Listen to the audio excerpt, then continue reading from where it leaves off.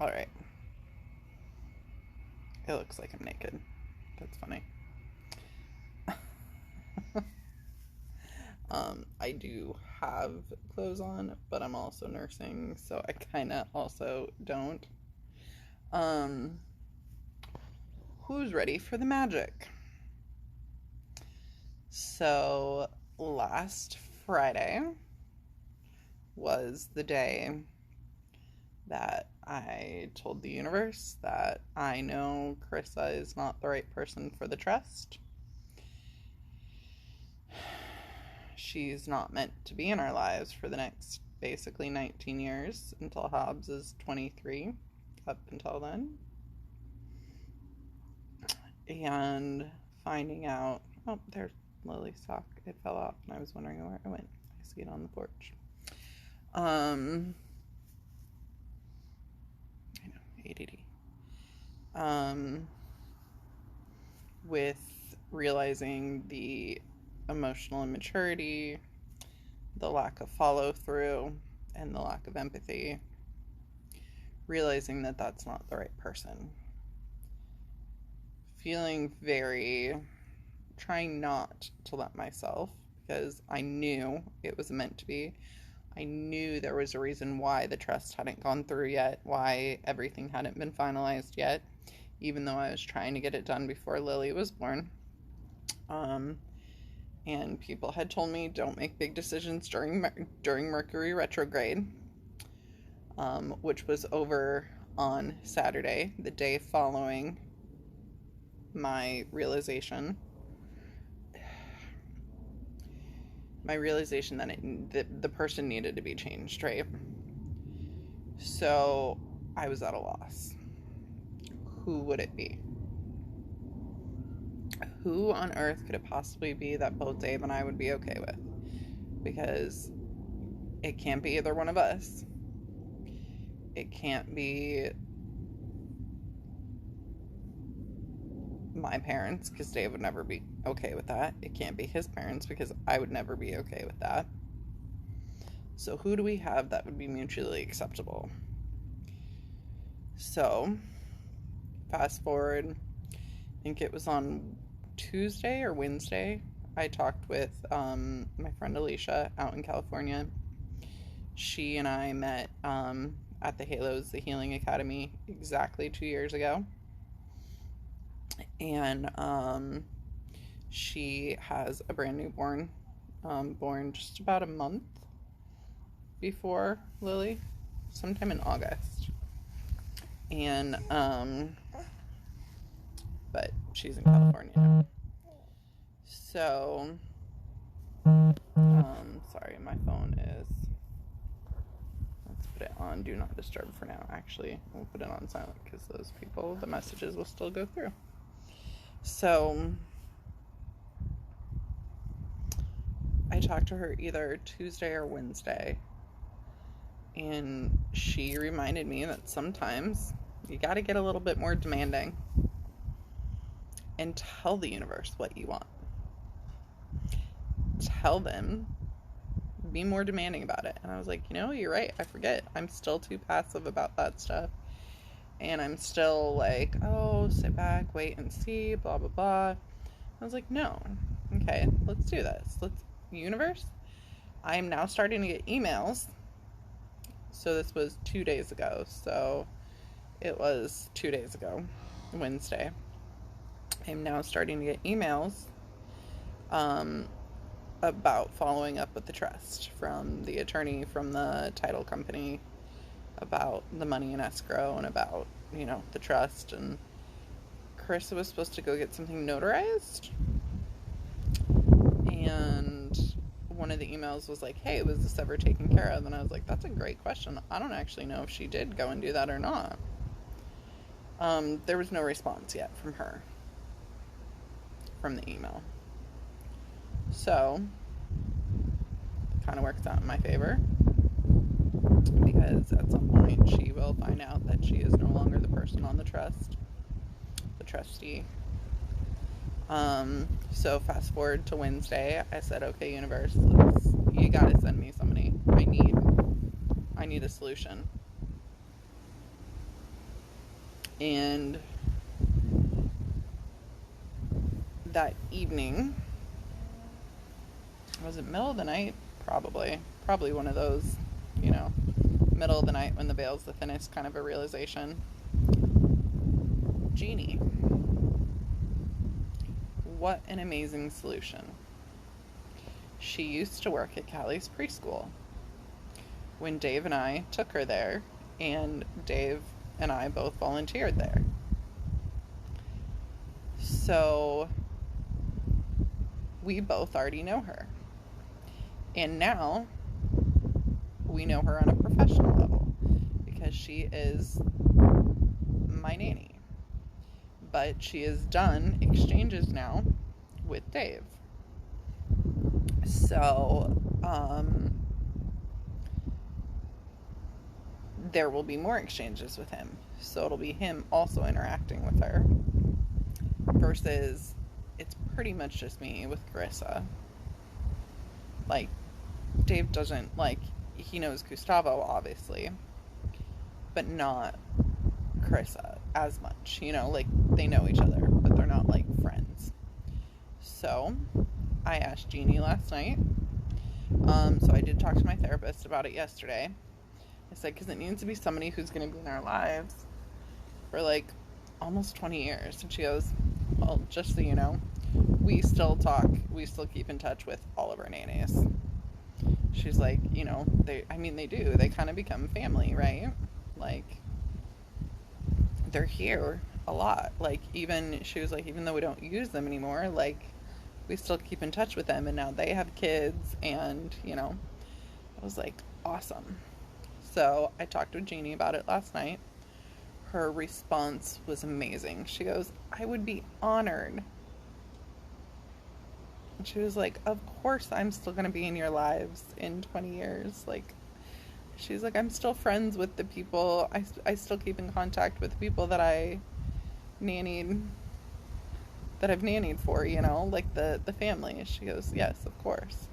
She's like, I would be honored. I was like, what an amazing response. What an absolutely amazing response. So I reached out to the title company and the attorney today via email, so I probably won't hear back until at least Tuesday, since Monday's a holiday, Columbus Day. But I reached out to make sure, one, that my attorney got paid for the work she's done so far, because I forgot to send the invoice to them. Whoops. To the title company to have them pay her. I thought I did it that day in the office, and I guess I never did it. I either didn't do it, or didn't send, or didn't have service, or just didn't, I don't know. So I told them, yes, please pay her invoice from our funds. And then I'm confused. I'm happy, but I want to make sure everything's been paid, because there was 10 grand more in the trust than what I expected. And I was like, okay, well, that's awesome news, but can you please confirm that all of our debts have actually been paid? Because I don't want somebody coming back and being like, oh, by the way, 10 grand. I don't even know if any of our debts were that exact amount or not. I'll have to look and see. Man, it is getting windy. I'm going to have to go inside here shortly. So then I reached out to Vanessa to ask her, the attorney, to ask her what needs to be done to change the name for the trustee. And I'm assuming it means we all have to go back in and sign paperwork. That's fine. And I'm assuming that means there will be another fee, and that's fine. So yes, I guess I just do it on a day when it's just Lily and I, and have Jeannie go with, and we'll drive up there and she can hang out with Lily during, and then we can drive home, and then that way if she needs a nurse or anything, and that way she can hang out with Jeannie and not necessarily have to come around Dave either. And it's getting cooler, so, they can hang out, go for a walk or something. When I say it's getting cooler, it's in the 90s, low 90s, I think 92. No, it might have gotten, I don't know what it got up to.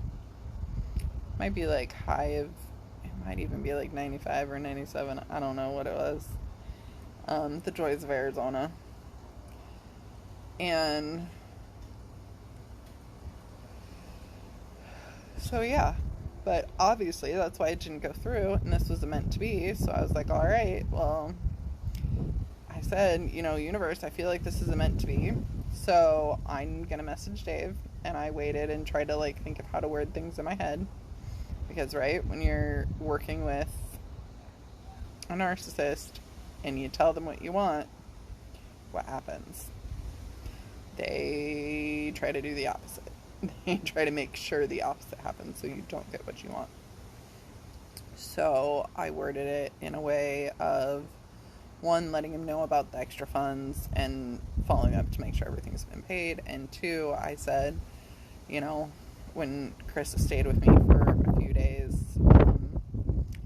unfortunately/fortunately, some things came up, and I think it would be best if we didn't use somebody that we have a friendship, a personal relationship with.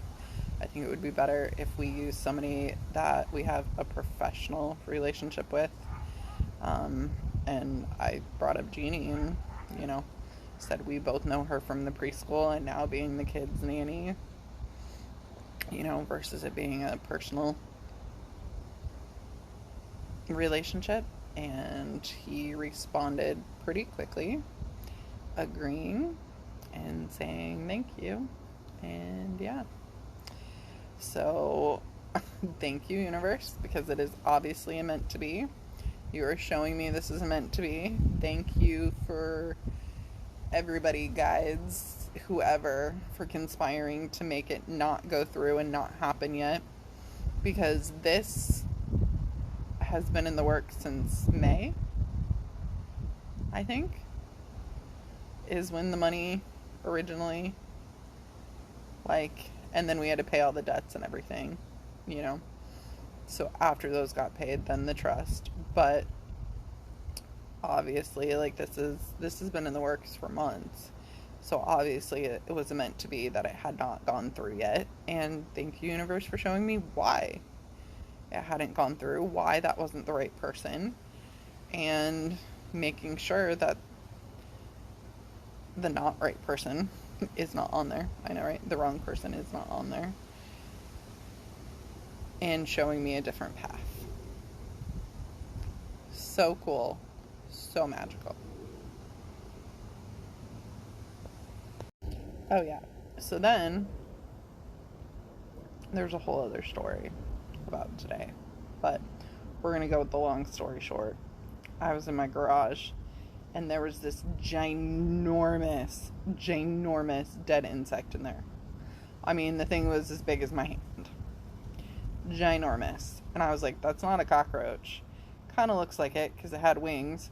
So it looked like a beetle of some sort. Had like pinchers, kind of like long antennae and pinchers, and oh my god. And I'm not, you know me, I'm gotten a lot better about insects and saving them and being okay with them, and this one gave me the biggest heebie-jeebies, and it was dead on its back, so I felt like it was definitely placed there for me to look up the meaning of it, which I did, and I will share here shortly. But long story short, my car had died from being in the garage sitting there for 2 weeks. So didn't make it to my midwife appointment today, but it was amazing. She came to me after work and did a home visit instead. And so anyways, my car wouldn't start earlier when Kate went to drive us.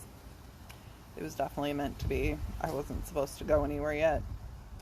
I had found out yesterday that they used to do home visits until the 6-week mark. And